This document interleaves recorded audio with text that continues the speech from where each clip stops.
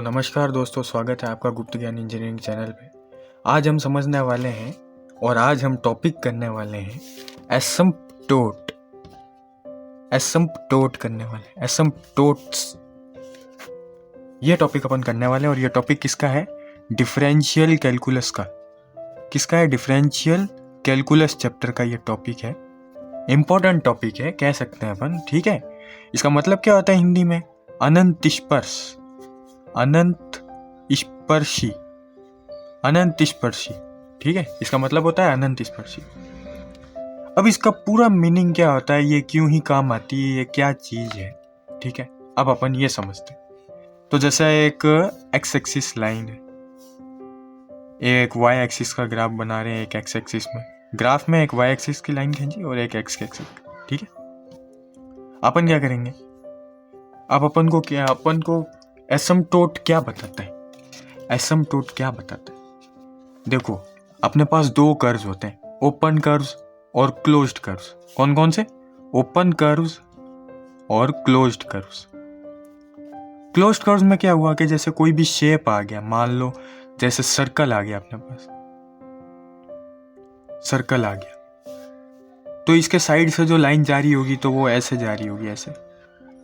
तो इस लाइन को पता ही है आपको क्या कहते हैं? टेंजेंट। टेंजेंट मतलब एक सीधी लाइन जा रही है। उस सीधी लाइन की इक्वेशन भी आपको पता है, y = mx + c, है ना। इतना तो पता है ना कि स्ट्रेट लाइन की इक्वेशन y = mx + c होती है। पर अब बात बताओ मुझे कि एक ओपन कर्व है, ये है y axis, sorry x axis, और ये है y एक्सिस, ठीक है। ये है y एक्सिस और ये है x एक्सिस। तो जब ये यहां से जा रहा होगा, एक कर्व निकल के यहां से जा रहा होगा, ग्राफ में यहां से एक कर्व जा रहा होगा, तो एसिम्प्टोट क्या करता है? एसिम्प्टोट यहां से जाएगा, एसिम्प्टोट इनफाइनाइटली यहां से जाएगा। पर एसिम्प्टोट इसको कट क्यों नहीं कर पा रहा? एसिम्प्टोट, ये जो अनंत स्पर्शी लाइन है, इसको कट क्यों नहीं कर पा रही? क्योंकि ये दोनों पैरेलल हैं, ये दोनों पैरेलली ट्रैवल करेंगे, ठीक है। ये दोनों पैरेलली चल रहे हैं, ये एक पॉइंट पे जाके मिल सकते हैं पर किसी को कट नहीं कर सकते, समझे। पैरेलली चल रही है ये एसिम्प्टोट, इसके पैरेलली चल रही। तो अपन एसिम्प्टोट की परिभाषा या डेफिनेशन क्या लिख सकते हैं? एसिम्प्टोट को क्या कह सकते हैं? डेफिनेशन क्या लिख सकते हैं कि एक straight line, a straight line of a finite distance from the origin to which the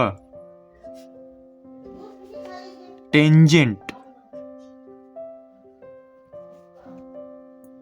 to a curve tends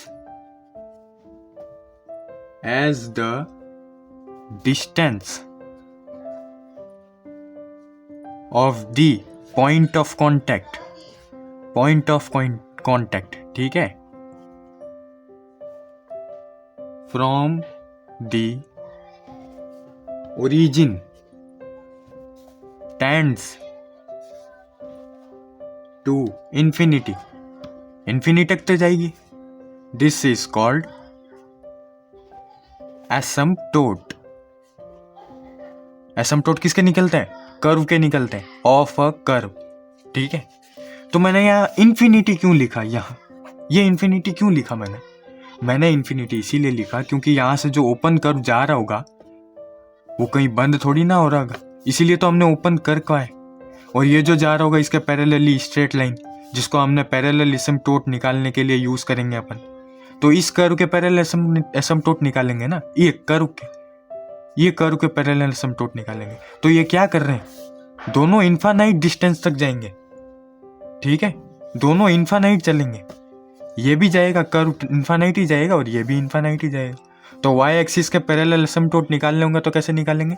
ये वाई एक्सिस के पैरेलल एसिम्प्टोट यहाँ पे, वाई एक्सिस के पैरेलल एसिम्प्टोट्स यहाँ पे, और एक्स एक्सिस के निकालने होंगे तो यहाँ पे, समझ गए। अब क्या करेंगे अपन, अब बताएंगे कि इसके कितने टाइप्स होते हैं, किसके, एसिम्प्टोट्स के। तो अब अपन लिखेंगे here are the 3 types of asymptotes. Asymptotes के कितने टाइप होते हैं? 3 टाइप। कौन कौन से? पहला अपन को क्या करना है, पैरेलल टू एक्स एक्सिस। दूसरा क्या लिखना है, पैरेलल टू वाई एक्सिस, जो अपन ने यहां बता दिया 2। पर तीसरा क्या करना है, तीसरा है ऑब्लिक एसिम्प्टोट्स। समझे? आगे इन दोनों का क्या आएगा, प्रोसीजर, कि हम इसको फाइंड कैसे करते हैं, क्या करते हैं, कैसे होगा, ठीक है। पर अभी क्या करेंगे अपन, अभी ऑब्लिक एसिम्प्टोट पहले समझते हैं, क्योंकि एक नया शब्द आपको देखने को मिला। तो ऑब्लिक एसिम्प्टोट असलियत में होता क्या है, यह मैं आपको समझा देता हूं। ऑब्लिक एसिम्प्टोट मतलब ये कि एक ऐसा एसिम्प्टोट जो विच इज नॉट, ठीक है, an asymptote which is not parallel to coordinate axis, ठीक है। एक ऐसा एसिम्प्टोट जो कोऑर्डिनेट एक्सिस के पैरेलली ना हो, उसको कहेंगे अपन ऑब्लिक एसिम्प्टोट्स। समझे? समझ गए? अब चलते हैं अपन आगे। अब अपन ने क्या बात करने की ठानी थी, प्रोसीजर्स की। तो चलेंगे अपन प्रोसीजर्स पे। लिखो प्रोसीजर्स। तो प्रोसीजर्स, किसके प्रोसीजर्स? पहले तो प्रोसीजर लिखेंगे कि procedure to find parallel asymptotes, ठीक है, पैरेलल एसिम्प्टोट्स। किस चीज का प्रोसीजर फाइंड करना है, किस चीज का प्रोसीजर अपन को बताना है, पैरेलल एसिम्प्टोट फाइंड कैसे होगा उसका प्रोसीजर अपन को बताना है। तो पहले किसका बताएंगे, पहले एक्स एक्सिस का बताते हैं, ठीक है।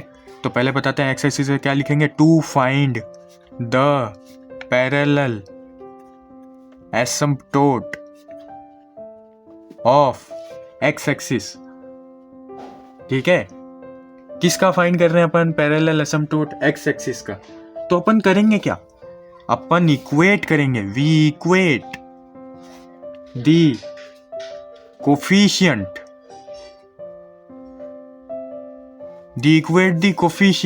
ठीक है। किसका कोफिशिएंट इक्वेट करेंगे, ऑफ द हायर डिग्री के कोफिशिएंट इक्वेट करेंगे। पर हायर डिग्री किसकी, हायर डिग्री वाई की, किसके साथ, 2 0 के साथ। समझे? तो अब इसी का उल्टा कर देंगे तो एक्स एक्सिस भी आ जाएगा, है ना। तो चलो लिखते हैं 2, सेकेंड स्टेप किसके लिए, एक्स एक्सिस के लिए। तो ये आप लिख लेना। और एक्स एक्सिस का अपन ने बता दिया, सॉरी वाई एक्सिस, ठीक है, सॉरी हो जाता है, कभी कभी गलती हो जाता है। तो we equate the coefficient of higher degree of x axis to 0, है ना। यहां तक समझ में आया, of higher degree of x axis, नहीं सिर्फ एक्स टू 0, ठीक है। समझ में आ गया। अब अपन करते हैं क्वेश्चंस, ठीक है। अब अपन करने वाले क्वेश्चंस। तो चलो आगे क्वेश्चन करते हैं। तो अब हमारे पास आ गए पैरेलल एसिम्प्टोट्स के क्वेश्चन। पैरेलल एसिम्प्टोट्स के क्वेश्चन को अपन को कैसे सॉल्व करना है वो मैंने अभी आपको प्रोसीजर में बताया है। तो सबसे पहले अपन क्या करते हैं, पहले को सॉल्व करते हैं। तो पहला क्वेश्चन अपन के पास क्या है, एक्स वाई इक्वल टू 0। समझे? एक्स वाई इक्वल टू 0 है। तो अपन को क्या करना है बताओ, अपन को ये करना है कि पहले तो x के जो पैरेलल एसिम्प्टोट है वो फाइंड करना है, फिर y के जो पैरेलल एसिम्प्टोट है वो फाइंड करने हैं। तो फटाफट आ जाओ, फाइंड कर लेते हैं अपन, ठीक है। तो x की हाईएस्ट डिग्री इसमें क्या दिख रही है आपको, x की हाईएस्ट डिग्री 1, उसके साथ क्या है, y है, y को इक्वेट करा देंगे 0, ठीक है। और y एक्सिस का निकालना है, नहीं इधर किसका निकालना, एक्सिस एक्स का, इधर किसका निकालेंगे आप, किसका, वाई का, ठीक है। तो वाई एक्सिस का निकालेंगे तो वाई की डिग्री हाईएस्ट क्या है, इधर 1 है, उसके साथ कोफिशिएंट क्या है, एक्स से, तो एक्स को इक्वेट कर देंगे 0, ठीक है। एक्सिस लिख देंगे अपन वाई, समझे। चलें इसे ग्राफ पे बना दे थोड़ा थोड़ा।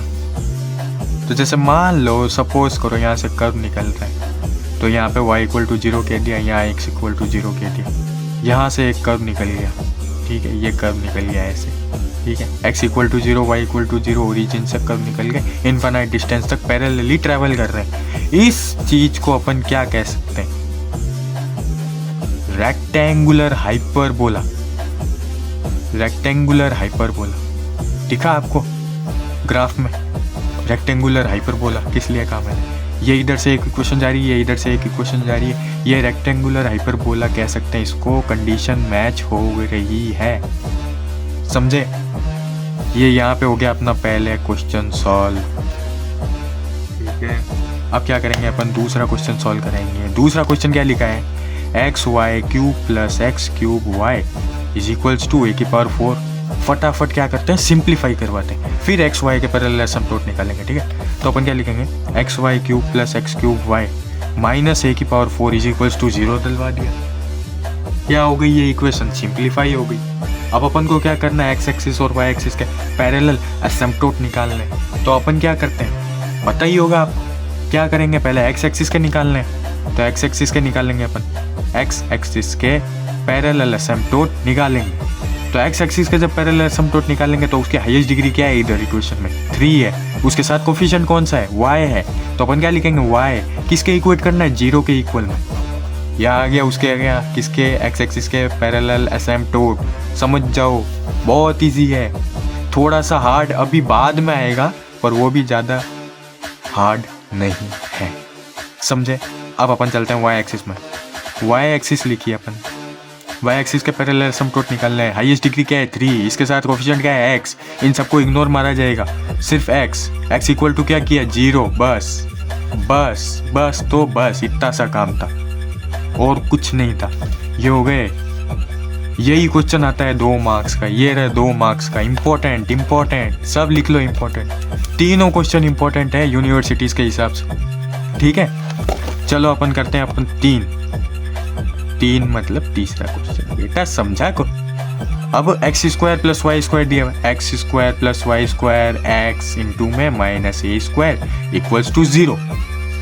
समझ में आ रहा है क्या करना है, कुछ नहीं, सीधे सिंप्लीफाई कर दो यार, x³ + y² x - a² = 0, बस, सब कुछ नहीं करना है, पैरेलल एसिम्पटोट्स निकालने। क्या निकालने, पैरेलल एसिम्पटोट्स। कैसे निकालेंगे, x की वैल्यू इसमें हाईएस्ट डिग्री ये 3, इसके साथ तो कोई कोफिशिएंट ही नहीं है, कोफिशिएंट ही नहीं है, तो उसका क्या करेंगे अपन, कुछ नहीं, इसको लिख देंगे कि जो था इसका एसिम्पटोट जो पैरेलल हैं किसके, एक्स एक्सिस के, ठीक है, एग्जिस्ट ही नहीं करते, सीधी सी बात, एग्जिस्ट ही नहीं करते, ठीक है। तो doesn't exist, does not exist, doesn't exist, कुछ भी कह लो, एग्जिस्ट नहीं करते, अपन को इतना सा बताना। पर अब क्या होगा, अब y² का बताना, एसिम्पटोट जो पैरेलल है y एक्सिस के, अपन वो बताएंगे सबसे पहले। अब तो y एक्सिस के पैरेलल एसिम्पटोट बताने, तो उसकी हाईएस्ट डिग्री क्या है, देखो y² की हाईएस्ट डिग्री ये है, क्या है, 2 है, 2 इक्वेशन में 2 ही है जो हाईएस्ट डिग्री है y। तो अपन ये क्या करते हैं, कोफिशिएंट्स निकालते हैं, तो ये निकाल लेंगे और ये निकाल लेंगे, तो x - a लिख देंगे, y² लिखा हुआ है साथ में, ठीक है, इतना सा काम किया हुआ है। अब अपन क्या करेंगे, y एक्सिस का निकालना है, तो ये जो है ये तो हटाया, ये तो हमने डिग्री बना दी, सॉरी, ठीक है। तो x - a किसके इक्वेट कर देंगे, 0 के इक्वेट में, इक्वल ला देंगे 0 के, क्या हो जाएगा, x की वैल्यू निकल जाएगी, x = a, ये हो गया आपका एसिम्पटोट का, पैरेलल एसिम्पटोट का जो भी कॉन्सेप्ट था वो आपका क्लियर। ये आपने किया ये तीनों क्वेश्चन, तो आप तो पैरेलल एसिम्पटोट के माँ से हैं भैया, देख लो ध्यान रखना बस क्वेश्चन का, और कुछ नहीं। बाकी आगे और क्वेश्चन कराते हैं। अब किसके कराएंगे अपन? आगे वाले एसिम्प्टोट्स के, जो और हार्ड हो जाते हैं। ठीक है, तो चलते हैं। हाँ यारो, हाँ मेरे दोस्तों, हाँ मेरे लाडलो, आ गया है वो रियल एसिम्प्टोट्स फाइंड करने वाला क्वेश्चन, जो हल्का सा हार्ड है, पर समझोगे तो समझ में आ जाएगा। तो चलो शुरू करते हैं और ये क्वेश्चन समझते हैं। तो ध्यान से समझना, 2 फॉर्मूले आएंगे इसमें, याद तो रखने ही पड़ेंगे। और ये सवाल आता है आपके 5 नंबर का या 10 नंबर का, क्योंकि बड़ा सवाल है, अच्छा सवाल है, और फॉर्मूला भूल गए तो फिर भाई बेटा कुछ नहीं हो सकता। तो चलो चलते हैं। पहले इसमें क्या कर लेते हैं, पैरेलल एसिम्प्टोट फाइंड करवा देते हैं। ठीक है, फाइंड करना तो नहीं होता है, पर इसमें भी बता देते हैं। क्यों, सही बात है ना। तो सबसे पहले बता दो इसमें होगा क्या। हाईएस्ट डिग्री कहाँ पर है? ये रही वाई क्यूब की हाईएस्ट डिग्री, ये रही। ठीक है, ये रही 3 है हाईएस्ट डिग्री इसकी। ठीक है, क्या हो जाएगा, 1 है। वाई की भी नहीं फाइंड हो रही, क्या कोफिशिएंट ही नहीं है ना कुछ, तो 0 हो गए। और एक्स क्यूब है, इसके भी कोफिशिएंट नहीं है, क्या हुआ, 0 हो गए। तो बस सीधे से लिख देना। तो लिख देते हैं, चलो। Highest term of x and y. ठीक है, highest term of x and y are x cube and y cube, है ना। Whole coefficient are constant. क्या है, कांस्टेंट।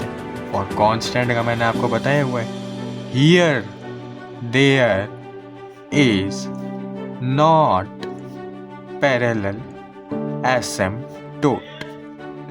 पैरेलल एसिम्प्टोट इसके होंगे ही नहीं। सीधी सी बात, पैरेलल एसिम्प्टोट का इधर का कॉन्सेप्ट हो गया खत्म। यहाँ आपने सीख लिया, मतलब आपने पैरेलल एसिम्प्टोट का पूरे सही सवाल सीख चुके हो।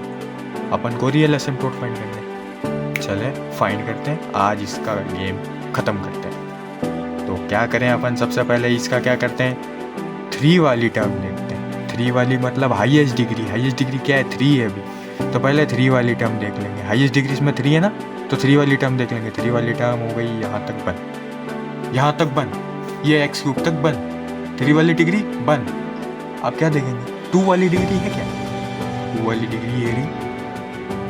1 वाली डिग्री है क्या, 1 वाली है ही नहीं। ठीक है, और ये -1, तो ये तो कांस्टेंट है, इसको साइड में पड़े रहेंगे। अपन क्या करेंगे, इसको टर्म्स में लिख लेंगे। किस टर्म्स में, डिग्री टर्म्स में। तो लिखते हैं डिग्री टर्म्स में, चालू करो। तो डिग्री टर्म्स में जब अपन लिखेंगे तो क्या आएगा, लेट करेंगे अपन, लेट। और लेट करेंगे तो क्या आएगा, 5 3 y by x equals to 5 2 y by x equals to 5 1 y by x, है ना। 5 3 में क्या क्या है बता दो। 5 3 में है y cube minus x y square minus x y square, sorry x square y, ठीक है, एक्स स्क्वायर वाई, सॉरी मैंने गलत देख लिया, प्लस एक्स क्यूब। ठीक है, और 2 वाली टर्म इसमें क्या है, x square minus y square. और 1 वाली टर्म तो मैंने आपको बताया कि है ही नहीं, तो 0 क्या है। अब अपन क्या करेंगे, यहाँ भी एक इम्पोर्टेंट स्टेप है, मार्क लगा लेना, इम्पोर्टेंट स्टेप। यहाँ अपन एज्यूम करेंगे, एज्यूम नहीं सॉरी पुट करेंगे। On putting x equal to 1 y equal to m, क्या मिलेगा अपन को, वी गेट।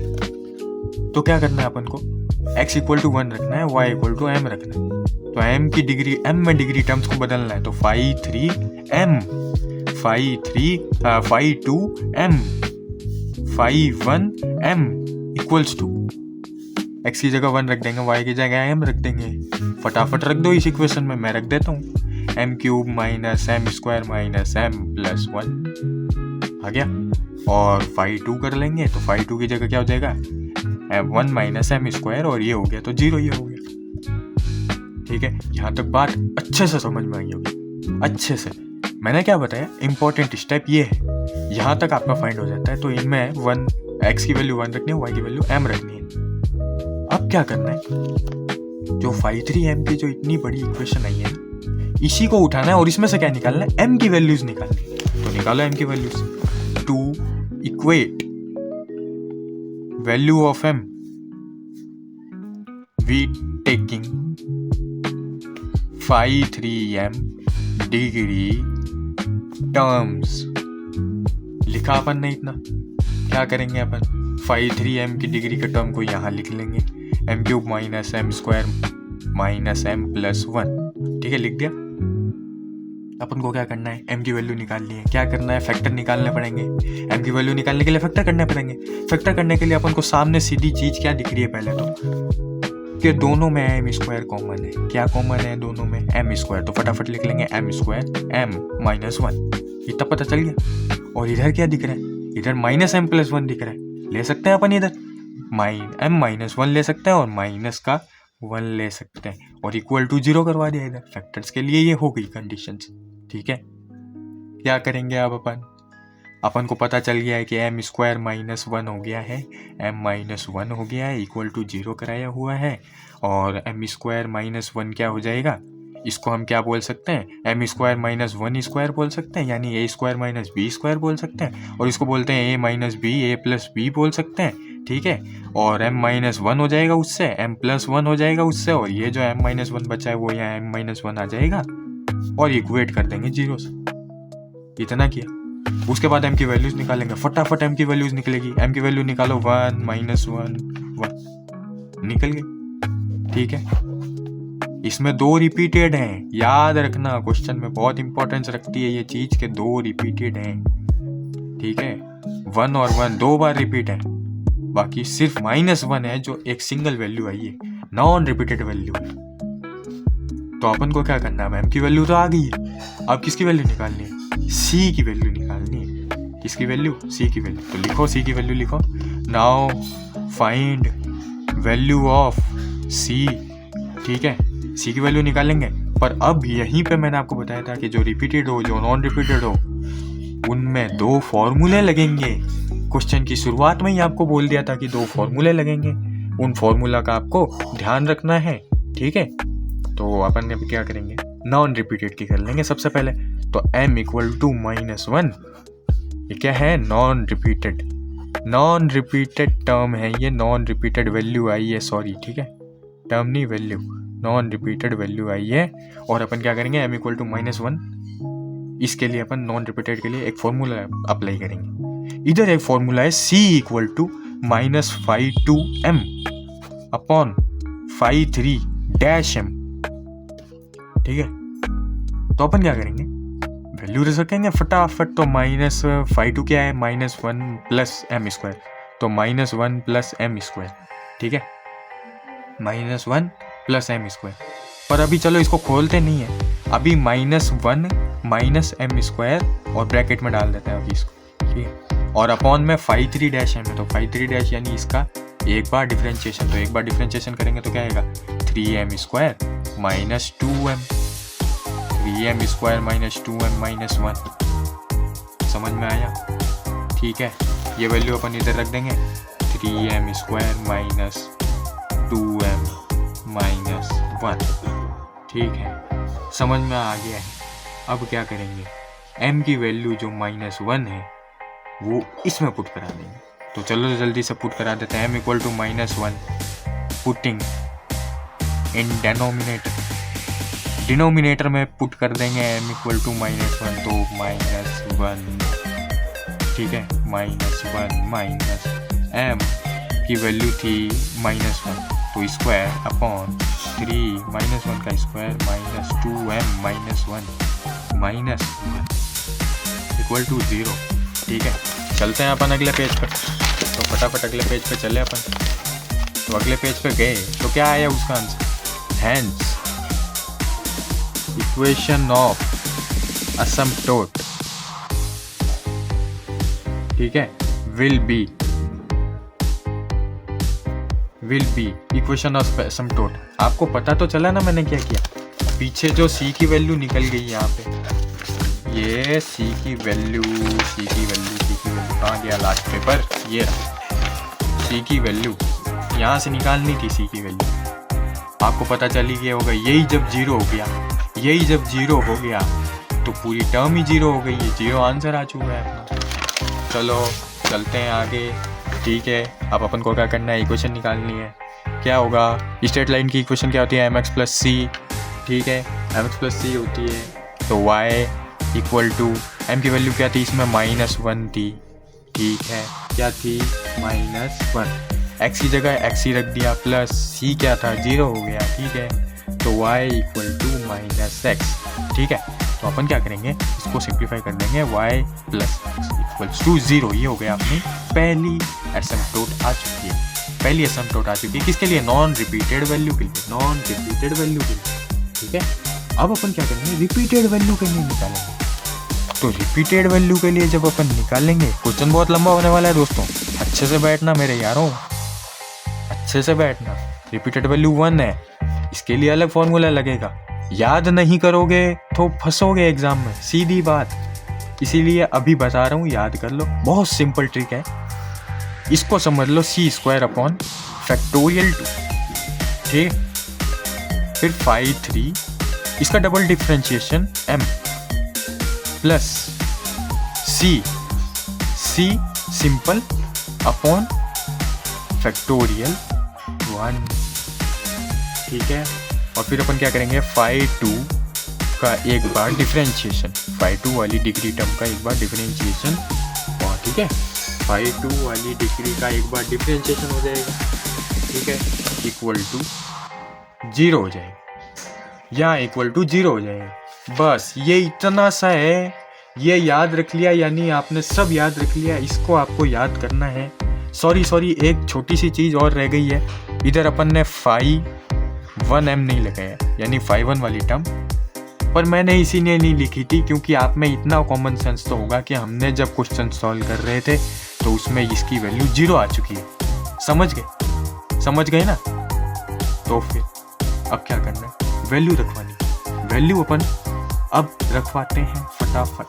ठीक है, तो अपन लिखेंगे c² 2। तो 2 का तो आपको पता ही है, सीधा ही 2 हो जाएगा, तो इसीलिए पहले ही लिख दो यार 2, और तो क्या। और अपन को क्या करना है, अपन को लिखना है 6m - 2। ठीक है, 6m - 2। 6m - 2 कैसे आया 6m - 2, अब मुझे ये बता दो आप कैसे आया।